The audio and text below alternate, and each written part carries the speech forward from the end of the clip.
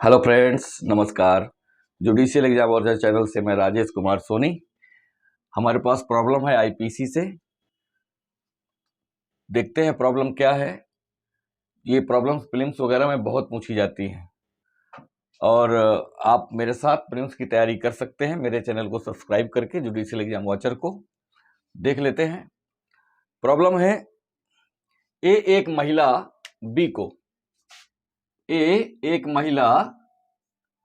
B को गर्भपात कारित करने के आशय से एक विषैली दवा देती है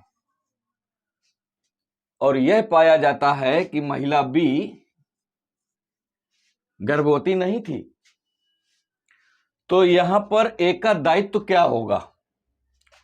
क्या उसने फिर कोई अपराध नहीं किया अगर वो गर्भवती नहीं थी? क्या दायित्व होगा यह बताना है। तो यहां देखिए, पहला है ए प्रत्न का दोषी नहीं है, ए प्रत्न का दोषी है, ए हत्या का दोषी है, ए किसी अपराध का दोषी नहीं है। इन चार में से एक कोई आपका आंसर होगा। तो देखिए, वो महिला बी को गर्भपात कारित करने के आशय से विषैली दवा तो देती है, लेकिन महिला गर्भवती नहीं थी, इसलिए ऑप्शन सी आपका चला जाएगा, क्योंकि कोई हत्या हुई नहीं। तो ये सी ऑप्शन तो आपका यहां से एलिमिनेट हो जाएगा। अब इस पर विचार करते हैं कि ए किसी अपराध का दोषी नहीं है, तो हम ये नहीं कह सकते कि वो किसी अपराध का दोषी नहीं है, क्योंकि यदि वो महिला गर्भवती होती तो स्थिति दूसरी होती। तो आईपीसी के अंतर्गत कुछ अपराधों के प्रत्न को भी दंडित किया गया है। कुछ ऐसे अपराध हैं जिनका प्रत्न मात्र ही अपराध गठित कर देता है। वो अपराध भले ही पूर्ण रूप से पूरा हुआ हो या ना पूरा हुआ हो। ऐसा क्यों है, अभी हम इस पर भी चर्चा करेंगे। तो हम ये भी नहीं कह सकते कि वो किसी अपराध का दोषी नहीं है, क्योंकि उसने प्रत्न तो किया है और इस तरह के प्रत्न आईपीसी के अंतर्गत दंडित किए जाते हैं। तो अब प्रत्न किया है, तो इसका मतलब अब ए और बी में से है। अब ए प्रत्न का दोषी नहीं है या ए प्रत्न का दोषी है, ये डिसाइड करना है आपको। तो यहां पर प्रत्न तो साफ साफ दिखाई दे रहा है, तो इसका आंसर होगा ये।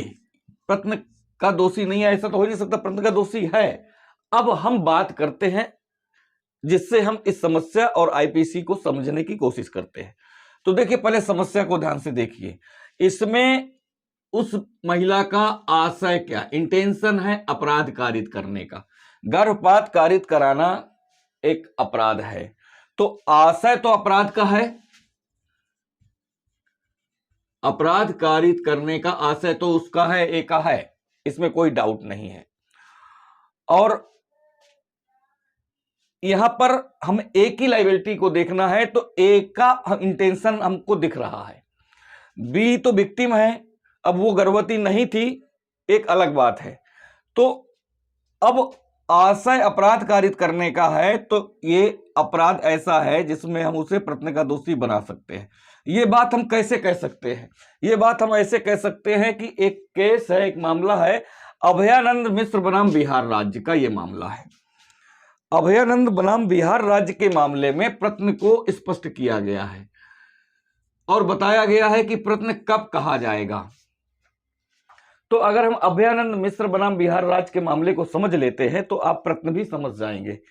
तो उसमें यह बताया गया, प्रत्न के संबंध में बताया गया कि अगर कोई व्यक्ति है, उसका पास इंटेंशन है अपराध करने का, इंटेंशन हो, पहली बात तो इंटेंशन, तो आशय तो है, और आशय देखो अपराध कारित करने का ही है, तो इंटेंशन हो वो भी अपराध कारित करने का हो, और उस अपराध को करने के लिए अग्रसर होकर कोई कदम उठाए, ये दूसरा पॉइंट है।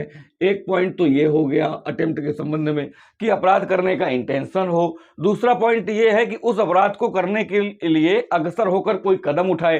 तो देखो, उसने दूसरा पॉइंट भी पूरा कर दिया, उसने विषैली दवा उसको खिला दी। अपराध करने का आशय है और उस अपराध को पूरा करने के लिए उसने उसको विषैली दवा खिला दी, यानी कि अग्रसर होकर के कोई कदम उठा लिया।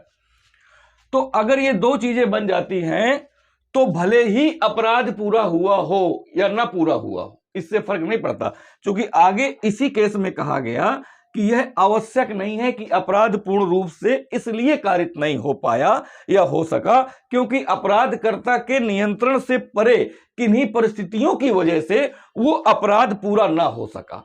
तो ये अलग बात है। तो ये आपको विशेष तौर से ध्यान देने की बात है, इसको हमें याद रखना चाहिए, ये वाला पॉइंट प्रश्न के संबंध में, कि अगर प्रश्न यही पूरा हो जाएगा, प्रश्न का दोषी हो जाएगा, अपराध भले ही देखो यहां पूरा नहीं हुआ, अगर वो महिला गर्भवती होती तो स्थिति बदल जाती, लेकिन यहां महिला गर्भवती नहीं है, लेकिन ए ने पूरा प्रयास किया, उसका आशय था अपराध कारित करने का, अपराध कारित करने के आशय को उसने अग्रसर किया, अग्रसर करके को एक कदम उठाया, एक कदम आगे बढ़ गई।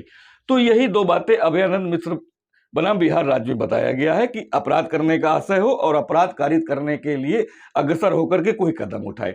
नोट करना है आपको कि यह आवश्यक नहीं है कि जो उसने प्रश्न किया वो पूरा ही हो जाए, क्योंकि यह आवश्यक नहीं है कि अपराध पूर्ण रूप से इसलिए कारित नहीं हो सका क्योंकि अपराधकर्ता के नियंत्रण से परे कुछ परिस्थितियां थी।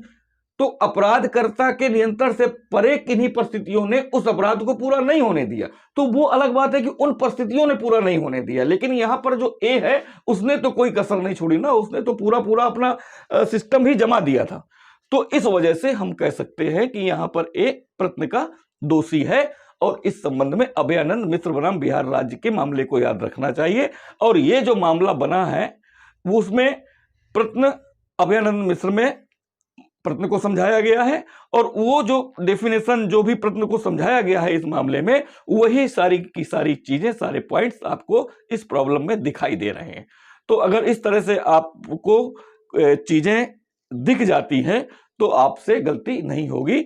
पकड़ने का मामला है, अगर ऐसी समस्या है और ये आपको दिमाग में ज्यादा स्पष्ट नहीं है तो आप यहां से पकड़ सकते हैं कि आशय वो भी अपराध करने का और उस आशय को पूरा किया आगे, और आगे अगर पूरा कर दिया, भले ही वो अपराध नहीं हुआ किन्हीं परिस्थितियों बस, तो भी वो प्रश्न का दोषी माना जाएगा।